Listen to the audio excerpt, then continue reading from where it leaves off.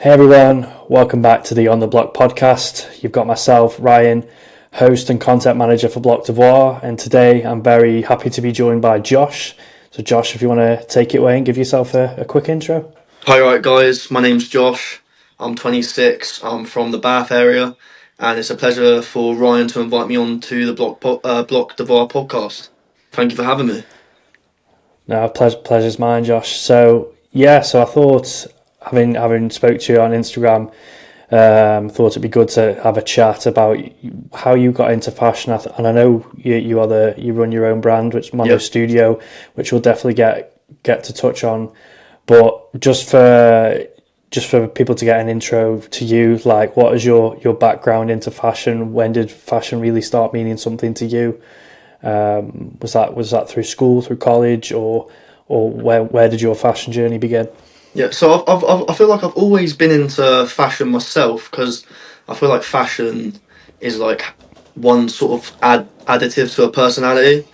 But over the years, with brands say like Cole Buxton, Represent, About Blank, I feel like fashion has really sort of taken a different sort of height in terms of streetwear, um, silhouettes, intricate pieces, stuff like that. But I've always been into it, and I feel like with me in terms of like brand, I've always wanted to do something like that from like secondary school sort of era. Um, but yeah, I've always been into fashion. And where would you say, like, from like secondary school, where would your inspirations come from? Like from like your earliest memories of thinking, oh, maybe I really like this brand, or I really like that style, or someone who's influenced you. Where would you say those sort of earliest memories come from? I feel like it wasn't necessarily like a particular brand at the time. I feel like year 10, year 11 through secondary school, I was like one of those kids that was down the skate park, and obviously had Supreme, Skater, Stussy, stuff like that, and that was just like sort of the mix that I was in. So that sort of like spiked my sort of love for fashion. But I just wanted to create my own thing. Like I'm sort of like a smaller person, say, not out of my height or anything, but I'm not like on the tall side, and I always found it very hard to find clothes that actually fitted me but actually still looked good. I can probably echo that. To be fair, I think for me, it's kind of similar. Like I say, I'm not short, but I'm not mega tall, and I, Yeah, I yeah, always I always find trousers, jeans especially, yeah, that I can never, I can't think of I've ever found a pair of jeans where I've pulled them, straight out the shop yeah, and gone, I like the way these fit. yeah, hundred Ever. percent. It's even t-shirts. Like you can still buy a t-shirt now and it'll still be way too long in the length, and it's just such a bane. Like especially when you're paying say 85, £90 for a t-shirt from some of the better brands or bigger brands. Like you want it to fit well. You don't want to be spending that money and it just doesn't look great on you. Absolutely. And then, so if sort of, I guess, given like your age and where you're from, I guess going through that sort of hype beast phase, would that have been a big part of growing up and going through that? If you were into skating and Supreme, that sort of went through that phase, is that something that sticks out for you as well?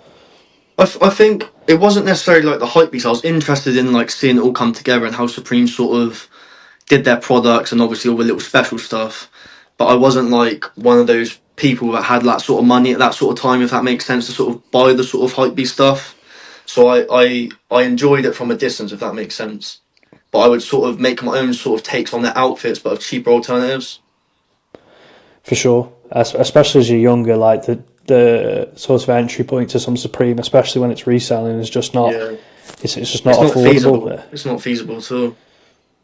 And do you think the area you're from influenced the fashion and or the things that you like, or is it a case that you took inspiration from afar or seeing things online? Because I know from where I'm from, I wouldn't say there's a specific sort of fashion trend or sort Yeah, of group of people into fashion. I think maybe football culture a little bit to an yeah, hundred extent. percent, 100%.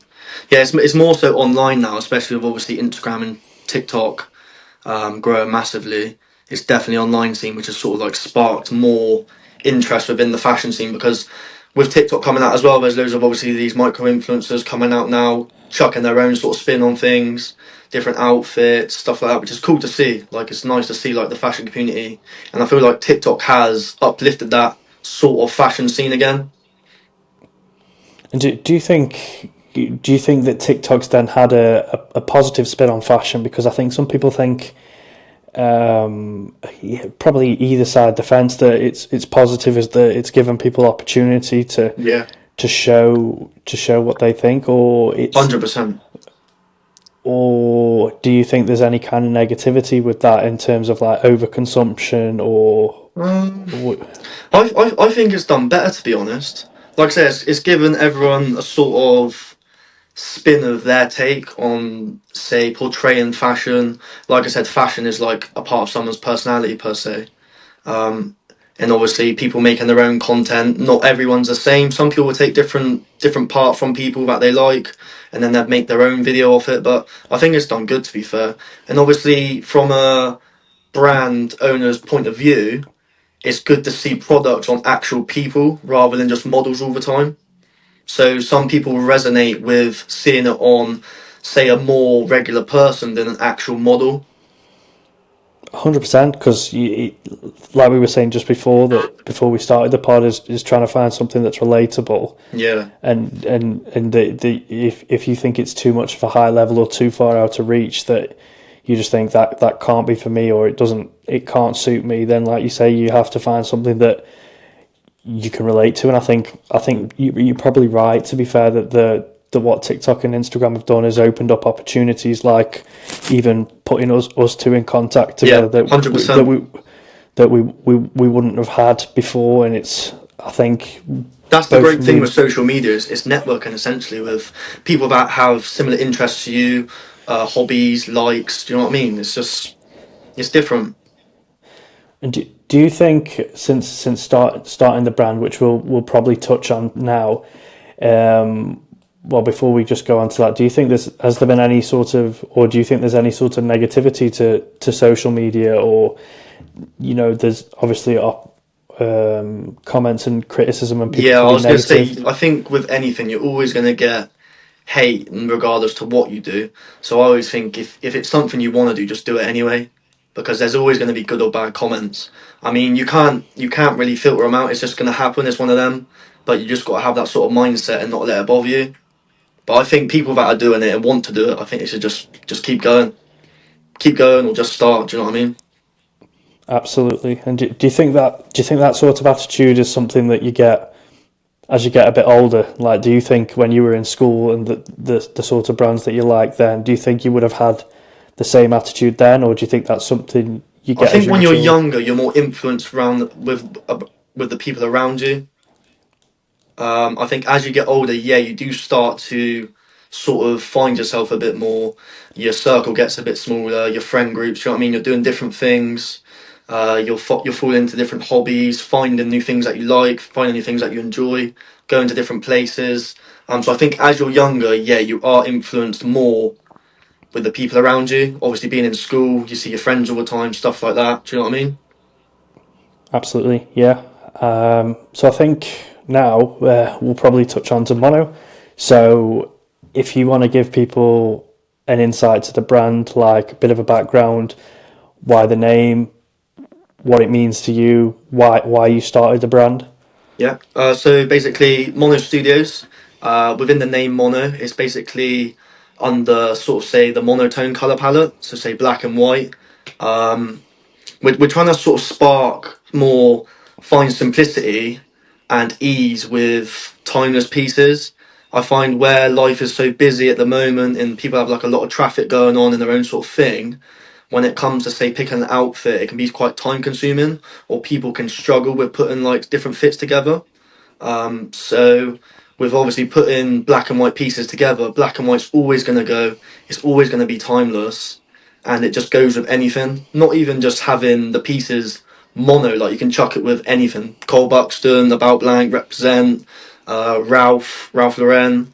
like black and white pieces do just go with anything, and it's not even just us doing pure black and white. Like we want to go down the variations of different shades of black and white because there are so many different ones. So say like washed black, washed white, off white, charcoal black. Like there's just so many different types. But the main sort of ethos behind it is more understated luxury and quiet confidence. So it's being confident within your fit, knowing that you look good, but it's more understated luxury brand, if that makes sense.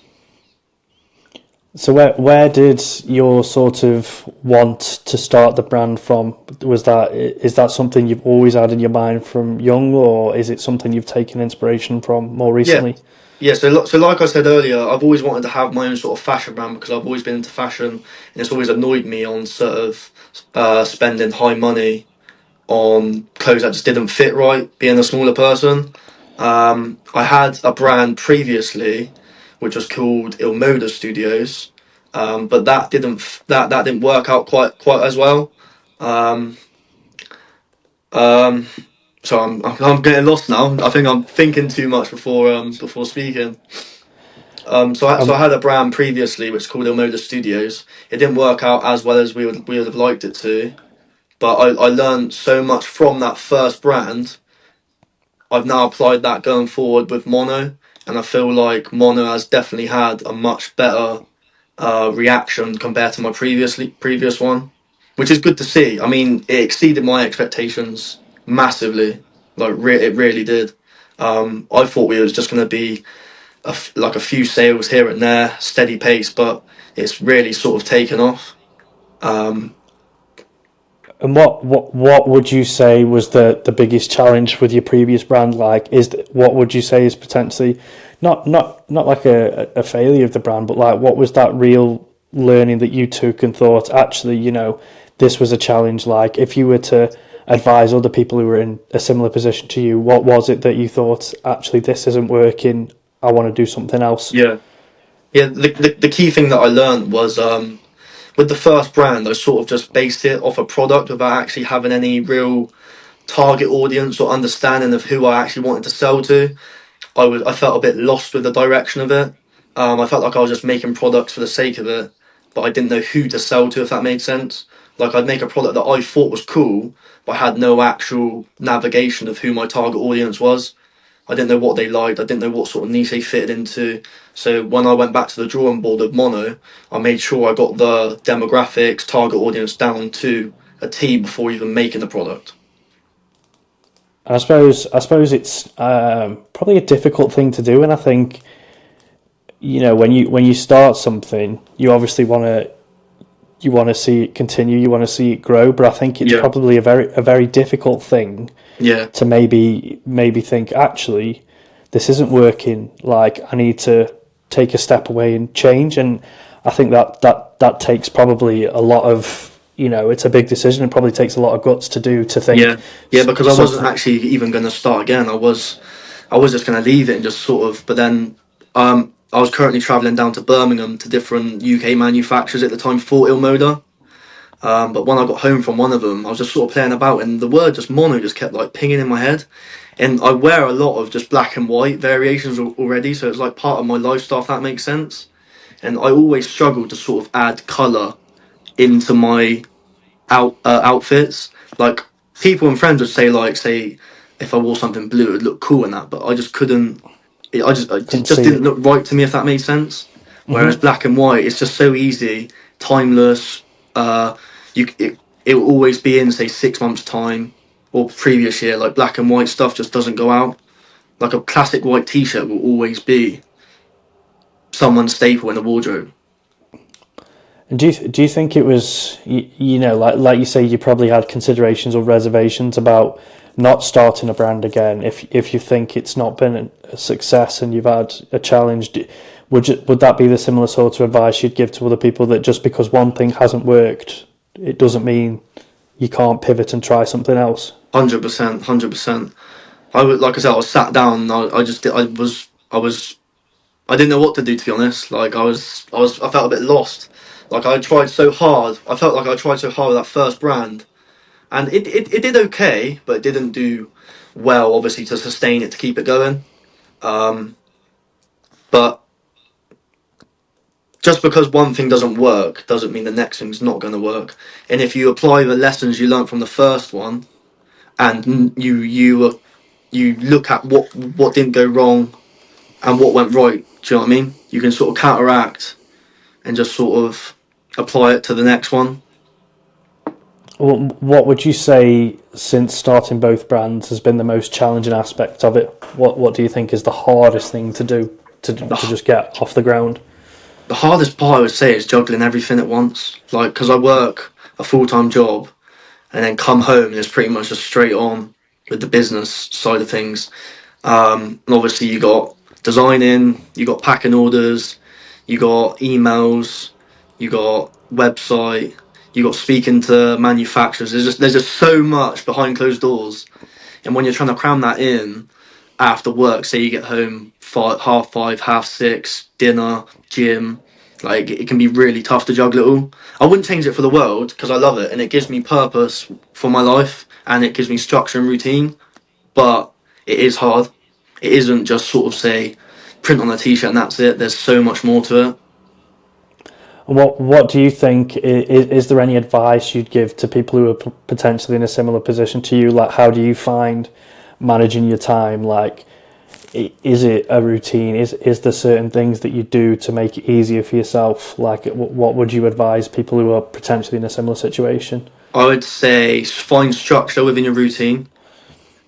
Journal. I've started journaling this year, and I write down say three things I need to get done personally, and then three or four things I need to get done business wise, and that's helped me massively because it's like little tick boxes, and go through one by one. Because before I'd find myself say doing one task, I wouldn't fully complete it, and I'd go do another task, and then it'd just be like unleft as well. And then I'd come back to all these tasks, say half complete, and then it's just like it just gets messy. And then from sort of switching from one brand to another, like where do you sort of get your inspiration from for design? Like, when you're thinking of a product, do you mood board? Do you go and research other brands, or is it just as and when, like spur of the moment things that just come to you? So what I'll do is it'll be more or less how I'm feeling and what I particularly want to wear. But then I'll also use Pinterest as say like mood boarding, find inspiration from other brands. You can also look on Google Trends, see how that's working and see what people want. And then you can sort of digress from that, break it down, and then sort of plan different sort of things. And there's also asking your community what they want to see. Like I put up a poll the other day of like what do people want to see from us, and we got a lot of answers coming back for pants, like straight leg pants. So do you know what I mean? It's just asking your community as well. So when you sort of pivoted and you look to start Mono, obviously you're starting from nothing, like from zero. Like, how did you what did you sort of do to help build that from the ground up? How did you sort of build your community up from just having a product from like zero followers? Like, what would you advise people to do to sort of try and build that? I think it's just finding who your target audience is, if that makes sense. Like finding who your people are that you would want to wear your stuff, and then sort of finding your brand identity and make sure that aligns with who you want to wear your stuff. And where did you sort of did you already have a person in mind when you were designing Mono, or was it just something I'll wear and then I'll go and find other people, or did you have like a person in mind that I'm designing this to be worn by X or It's Y or it's a bit of both. It's myself and obviously the people. It's a bit of both. So for myself and other people, obviously that are within that sort of say target demographic.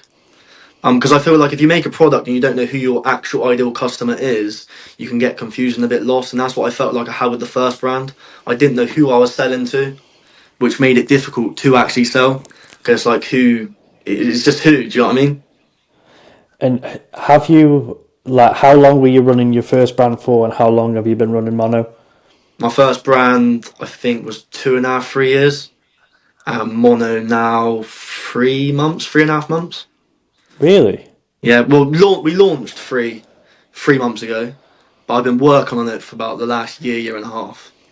I was going to say, my perception of it was that it was a lot longer than that. Yeah, so I've been working on it for like a year, year and a half. We launched the Instagram August, I want to say, or just before August 2024, but we launched October 28th, and then from there to now.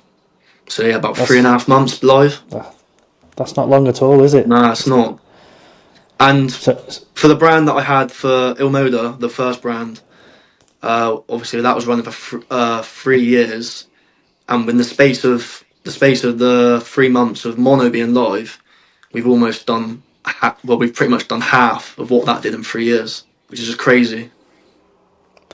well, it just shows that sometimes that I suppose it's learning from mistakes and learning and knowing when is maybe the right time to Yeah, change it's because also grown I as a think person as well. Like I felt like I've grown more with whilst working on Mono than when I did with Ilmoda. I feel like with Ilmoda, it was like I was in love with say representing. I was sort of following like what sort of they did. Whereas I took a step back, analysed who I actually wanted to sell to, who I actually was as a person, and then just changed the whole perspective completely. Just took it back to basics. Just went more simplistic vibes. Just like I said, like I pretty much just wear black and white variations, just a very monotone color palette. Like if you look at my wardrobe, it's pretty much just monotone. Um, so like I said, it's a part of me, and I guess people can resonate with it because it seemed to have that sort of spark with people, which is good to see. It's amazing. Like I wouldn't change it for the world. would you say that since starting Mono that like how would you say have you grown your customer base? Is that from networking with people? Is it from like influencer marketing? Is it from paid ads? Like how have you sort of grown the business so far? I'd say it's from micro influencers, so reaching out to people on TikTok like Mace, and a few others, and paid ads as well. Is there anything you've learned from running either of those that you advise people? Like, has anything worked influencer wise? Anything worked paid ads wise? Or any learnings you'd take and maybe I wouldn't do that again or I'd do something differently? Like I learned from the first brand, don't just send your product out to anyone and everyone. It needs to be someone that matches your actual brand image slash brand identity. Because with the first one, I was just sending it out to anyone and everyone, even people that didn't really align with the brand identity, if that makes sense. Whereas this one, I properly thought it through, picked people that actually align with our message and our image. Do you think so? Would potentially your advice be to people then that just because someone's got loads of followers, it doesn't Yeah. necessarily mean that that's where your Yeah, it product should be doesn't. It going? doesn't mean anything. It's like back in the day with Instagram, like a lot of people would use celebrity marketing, and that used to work. Whereas now people are catching on. It's very much forced. You know what I mean? People know it's actually paid promo or gifted promo. Whereas I think now it's more down the people that can actually relate to another person. Yeah, 100%. I'd agree, and I think that's why you see like a lot more micro influencers or people with their own sort of niche community Yeah, or specific community. I think we've probably got a lot of mutual friends, mutual followers yeah, from being in a similar space where we kind of all like the same things. And yeah, yeah, like you yeah. say, I'd be this probably the same as you and say that like I really like Cole Buxton, I Yeah, really like 100%. Represent, and I think there's quite a lot of people probably our age that are the same and like the same things. Yeah, So Mace being a prime example is another one that 100%. we both love Cole Buxton. Yeah, he's a Cold Buxton king on TikTok, isn't he? Oh, for sure, for sure. And that's another So thing why TikTok is so good because obviously it gives an insight to people that's more relatable of what they're doing, how they style things, and like I said, everyone's got their own unique style, and it's a part of their personality, which is just sick to actually showcase it. And then obviously from a brand owner as well, when people are seeing the product on, say, someone that they resonate with or is relatable, it's so much better than just seeing it on like your generic model. 100%, yeah, and I think that's where probably where things have changed and where I've personally found it difficult is that moving from Instagram where it's static images, Yeah. you take a fit pic, and I'm like, yeah, that's fine, like, used to that. But then to move to video and being probably confident to talk in front of camera, or, you know, finding the right places or having the right setup in your house or places to go out and shoot stuff is not. Yeah. It's It's not it's easy a at all. lot. Yeah, it's a lot different. And then, like you say, if you're not naturally like maybe extrovert, and you're like, oh, talking in front of a camera and being like really loud and outspoken, Yeah. like Yeah. doing it is probably not easy. And like Yeah. it's definitely something that I've tried to not force myself to do, but I think the more you do something, the probably easier it gets. But Yeah, like for it's some like this. people, It's like this now. Do you know what I mean? It's one of these. It's like I'm not comfortable with like talking on camera and stuff like that. I find I can think more when I'm actually talking sometimes. And then sometimes I'll stutter or mess up. So shout out to the people that are actually like getting the microphones out and actually talking to a camera. Like I'm talking to you now, but obviously say like actually talking to the camera, it can be quite daunting and obviously a bit different. I totally agree. Like I find like just having a conversation and a chat like a lot easier. But like if I have to go and set up the tripod and be like, I need to record, you know, if a brand sent me something and they're like, oh, I want you to make a video and I want it to be like this, and I'm like, oh, because like some brands reach out and say, oh, can you do like a voiceover? Can you do like this? And I'm like, I don't really do that. Yeah, So I've really had to, you know, sort of pivot, and that's what TikTok has sort of forced content creation and fashion into, is that, you know, it is a bit of a lifestyle. It is getting ready with me. It is your personality, and I think yeah, that's what people buy into. yeah, Like with Mason being the prime example, like he is a lovely, bubbly, happy, yeah, like he is the nicest guy, yeah, hundred and pe- percent. and people relate to that because people are just like, I like his style. I Yeah, like his you can character as just well, his personality, he's very much. Do you know what I mean? and He's a that proper that's Sam what guy. yeah, and I think that's what people buy into. And like you say, like pivoting from the old sort of celebrity culture where you're like, oh, well maybe I like that celebrity, but they're just like a You just know faceless it's forced now. You person. know they're getting paid. You know they're only doing it for the money. If that makes sense. Like it's not real. I mean, Yeah, don't and get me wrong. There might be some celebrities that generally do buy the stuff and promote it, but 9 out of 10 it is paid promotion, and you can just tell, and it's not relatable to the consumer anymore. It's like a lot of brands I've noticed now, when it comes to shooting content for their brand, rather than actually getting an actual photographer to shoot it, a lot of the stuff's just being shot on iPhone now because it's more relatable to the consumer. I think that's something that I work in for a big global digital ad agency, and one of the things that we always try to tell brands is that, especially with TikTok, it's got to feel organic. It's got to Yeah, feel like it fits the platform, because a lot of big brands still are like, even they'll cut up like TV content, TV ads, and just make it 16:9, 9:16, and then just put up on TikTok, and it's like it's so obvious that it's an ad. yeah. It stands out that if like you say, if you're not shooting on an iPhone and it's super polished, super high quality, that people just go, nah, It's just not scores. relatable anymore. The way people are buying is just different. Like I said, back in the day, like we just discussed, if you've seen a celebrity wearing something you thought was cool, you want to be a part of that lifestyle. Whereas now it is more like the micro influencers, the more actual people portraying their lifestyle and showing their lifestyle on Instagram, Instagram Reels, TikTok, like a day in the life sort of thing. People following that journey of someone going to Soho, going to CB, going to End, trying on these different outfits. It's relatable because what most people within that sort of fashion scene do on a day to day. If that makes sense. 100%. And where do you sort of see? I know we sort of touched on it a little bit earlier before the podcast as well, and you said that like obviously it's not just printing on a t-shirt, it's the whole manufacturing process. Like, what would you say is the biggest things you've learned in getting your clothes manufactured? Like, where you don't have to give the very specifics, but like where do you get them manufactured? Like, what is your sort of process for getting them made, like sampling and stuff like? Yeah, I was gonna say How's for that? recommendations, I'd always say always sample. Never take the risk of just going straight in for bulk.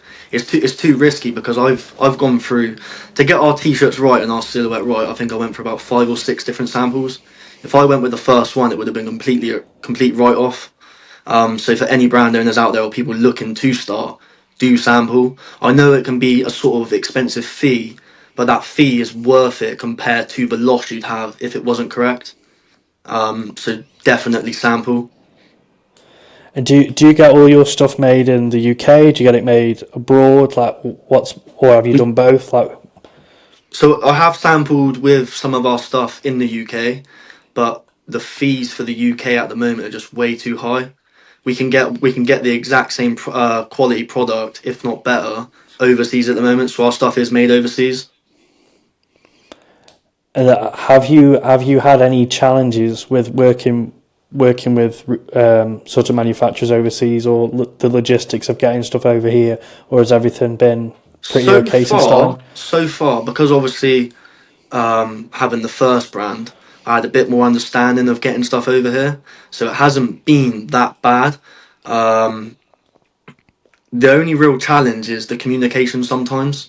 Obviously, sometimes there can be a bit of a language barrier, so you have to sort of go back and forth quite a lot, or hop on a video call and sort of go over the finer details of something that needs amending.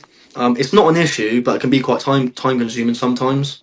But it's just part of the process, and that was why we started sampling. But this was before I started Mono.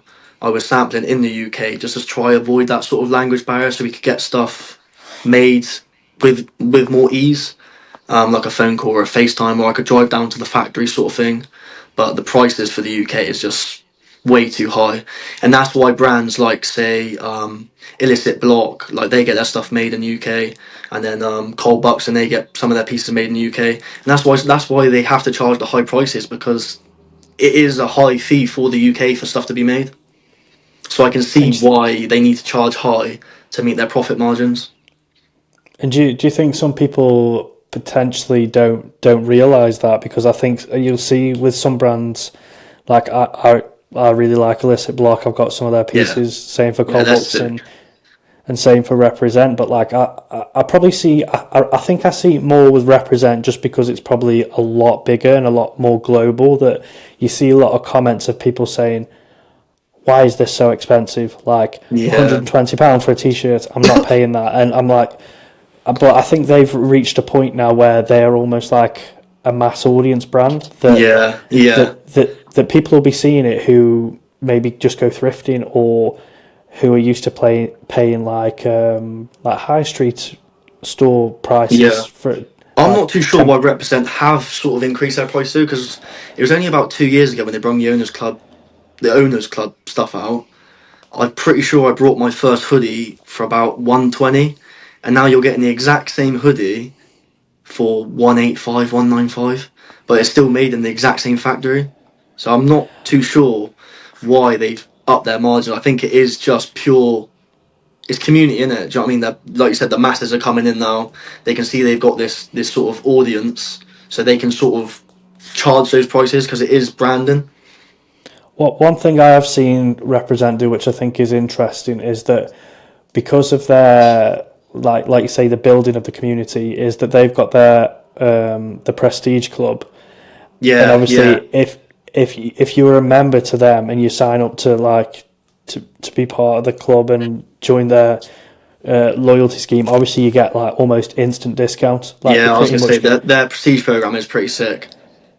So I think like if you're not part of it, like I think it's either 10 or 12% you off every order you get if you're Yeah, part of the the community. So it does make sense that they're going to have to mark it up, because if everything's automatically discounted anyway, because they try and force everyone to sign up, so you get the emails, you get the text alerts. It yeah, it, it makes sense. But I guess from a if you're not like involved with fashion, or if you're just like a general Joe Blogs down who's just like, I'll just wear anything, I'm yeah, not bothered. Seeing the price points, you'd probably think like yeah, like yeah. like how why? Like, Yeah. did you find it like was price point when you were before you started Mono? Was it really like a thought of like, oh, I don't want to go above this. I want to be in A this hundred sort of percent, bracket. 100%. For me, I didn't want to be pushing anywhere near £100 for a t-shirt. Even like I know we can make pretty much the exact same product, if not better, in some cases with fabrics, silhouettes, but £100, like I just can't see myself buying it because, like I said, I've gone through the stage of buying £85, £95, £100 t-shirts, having them turn up and they just don't fit right. So I wouldn't want to have that same issue. And is there sort of been any sort of feedback that's really stood out to you when you've sent your products to, or when you've either gifted them or people have bought them and then give you feedback about, yeah, like the cut or the quality?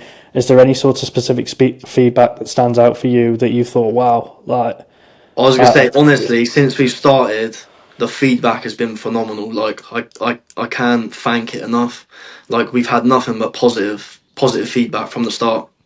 Like genuinely from the bottom of my heart, like I appreciate everyone that's purchased from us, trusted in us, and loves the brand. and does that motivate you to really push on and really go Yeah, for the next steps? Like what hundred would you percent. say? What would Like, you like say like I are said, when I those first goals? started, sorry, when I first started, I didn't expect it to sort of pick up like it did. I generally didn't. I thought we'd just get a few orders, that'd be it, and then just sort of tick over. But it just went went up like that. It was weird.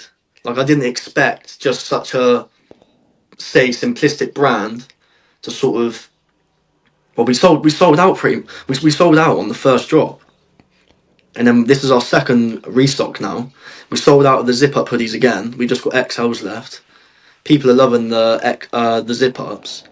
So it's mad. We're now putting in for a third restock Which is within 3.5 months since launch. which which for a new brand I know, is that's what I mean. crazy, I, isn't I it? never expected it. It's quite daunting in a way because it's picked up quite quick and people are, like I said, I guess people are resonating with the brand, which is a good thing, and obviously selling out's amazing. But I just never expected it to pick up so quickly. It can, like I said, it can just be quite daunting, but it's amazing. And what would you say then is the sort of next steps for you? Like, what would you say is like, okay, I've seen the success with this. How do you like? What are your plans to scale that, or like what do you want to achieve? Maybe going throughout 2025. 2025, I want to build more of all round collection. So at the moment, we've just got the zip up and the t-shirts. The community have asked for pants. We are currently working on pants, sampling them at the moment. Different colorways as well. This is actually an unreleased grey zip up, so you've seen it here first on the podcast. So just expanding a little bit on what we've already got, but also bringing people new products as well. So it's not just, say, hoodies and t-shirts. We want to actually give people the opportunity to, if they want to, have a full outfit from Mono, or they can just buy, say, the singular products and then mix and match it with other brands, which is cool as well. Which is the good thing about it being a monotone color palette because it can go with any other brands. It's not too out there, say pink, blue, green, where it can be hard to style. And is there anything that you think, you know, that you wouldn't do as a brand? Like, obviously you've got a real sort of color palette that you would want to try to stick to, but is there any Yeah. sort of like products that you just think, I couldn't ever see us doing this, or I don't think I'd ever want to wear that? Like, is there a certain, it may be from a trend that you've seen at the moment or before, the way you think, Um, I you know, I wouldn't ever see us doing, you know, like denim shorts or yeah. whatever it may be. Is there anything that you think, nah, I just can't ever see us doing that? I'm not sure. It's hard because it's like never say never because there's always potential. I mean, fashion comes back around, doesn't it? It's like one big circle. What's now out might come back in 5 years' time. It's a never-ending circle. So never say never. But for now, I think it's just building on staples within the wardrobe. So say like your pants, your zip-ups, your t-shirts, um, outerwear as well. I would really like to go into outerwear. So say like maybe bombers, flannel jackets, shell jackets. I know Mace mentioned in the podcast as well about Harrington jackets. I used to have one of them when I was growing up, and I absolutely loved it. So maybe we might bring back the Harrington jackets. You never know. Exactly. And is there sort of anything that you think is going on in fashion that you think is really good at the moment? Like, is there any sort of trends that you see? I think I really want to leverage that, or conversely, like, is there anything that you think in fashion that you just think, I don't get it, I think it should stop, that's not for me? Because like fashion is very subjective, so Yeah. you know, just what one person likes doesn't necessarily mean someone else likes. Is there anything Yeah. that stands out like that for you? Not massively, because I keep myself, like I said, I keep myself quite simple. I don't like go out there with all like the massively like in your face sort of pieces. My wardrobe is very plain, like I said, black, whites, greys, different variations of washes. So not massively in a way that Summit's out there for me.